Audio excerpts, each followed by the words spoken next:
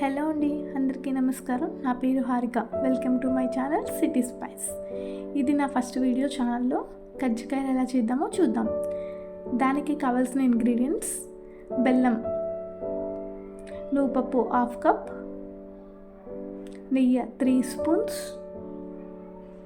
కొబ్బరి 2 spoons and వేరుశనగ గుళ్ళు 1 కప్, గుల్లశనగపప్పు 1 కప్, నువ్వుపప్పు 1/2 కప్ అండ్ 1.5 కప్ మైదా, కొంచెం సాల్ట్, ఆయిల్ డీప్ ఫ్రైకి సరిపడా.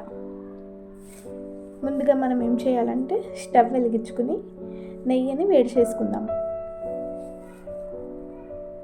నెయ్యి బాగా మెల్ట్ అయిన తర్వాత మైదా పిండిలో కరిగించిన నెయ్యి and pinch of salt and దానికి సరిపడా వాటర్ వేసి చపాతీ పిండిలా మెత్తగా కలుపుకోవాలి.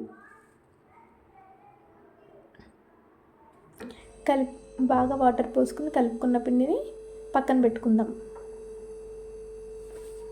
ఒక 5 మినిట్స్ పిండి నాననిద్దాం.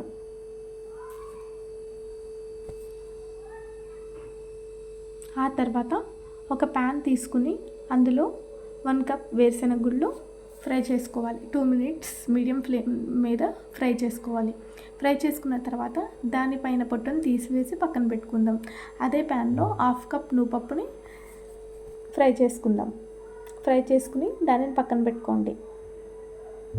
ఇప్పుడు ఒక మిక్సింగ్ జార్ తీసుకుని ఫ్రై చేసిన పల్లీలను అండ్ నువ్వుపప్పు, గుల్లశనగపప్పు,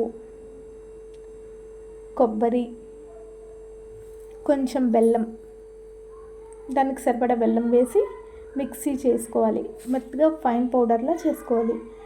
ఆ పౌడర్ని కొంచెం పక్కన పెట్టుకుందాం. నెక్స్ట్ వచ్చేసి మనం ముందుగా మైదాపిండి కలిపి పెట్టుకున్నాం కదా, దాన్ని చిన్న చిన్న బాల్స్లా చేసి పూరీలా ఒత్తుకోవాలి. ఆ పూరీని కజ్జికాయల మౌల్డ్లో పెట్టుకుని మనం గ్రైండ్ చేసిన పౌడర్ని దాని మిడిల్లో పెట్టి చుట్టూ వాటర్ రాసి అంచుల్ని బాగా ప్రెస్ చేసి మౌల్డ్ చేయాలి. మౌల్డ్ చేసిన కజ్జికాయలన్నిటిని ఒక ప్లేట్లో తీసుకుందాం. ఇప్పుడు నూనె వేడి చేసుకుని బాగా వేడైన తర్వాత మౌల్డ్ చేసిన కజ్జికాయలన్నీ ఫ్రై చేసుకోవాలి. అటు ఇటు 2 మినిట్స్ ఫ్రై చేయాలి. ఆ కజ్జికాయలని కొంచెం వైట్గా ఉన్నప్పుడే తీసుకుంటే చల్లారిన తర్వాత అవి బ్రౌన్ కలర్లో చేంజ్ అవుతాయి. అదేవిధంగా ప్రిపేర్ చేసిన మౌల్డ్స్ అన్నీ వేడి నూనెలో వేసి డీప్ ఫ్రై చేయాలి. డీప్ ఫ్రై చేసి పక్కన పెట్టుకోండి. అంతే, మన కజ్జికాయలు రెడీ. చూడ్డానికి చాలా బాగున్నాయి కదా. ఇంకొకసారి ఇంగ్రీడియంట్స్ నోట్ చేసుకోండి, కావాల్సిన ఇంగ్రీడియంట్స్. మీకు కనుక నా వీడియోస్ నచ్చినట్టయితే please like, share, subscribe to my channel city spice. Thanks for watching.